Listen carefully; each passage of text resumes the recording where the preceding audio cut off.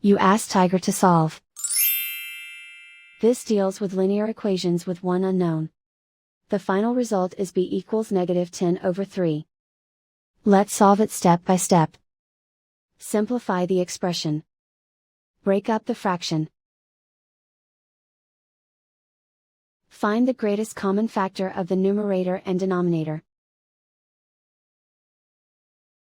Factor out and cancel the greatest common factor.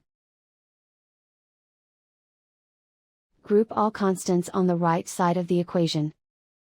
Subtract 2 from both sides. Simplify the arithmetic.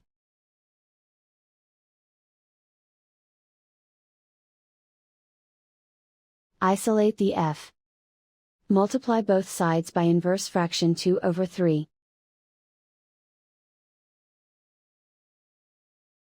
Group like terms. Multiply the coefficients. Simplify the fraction.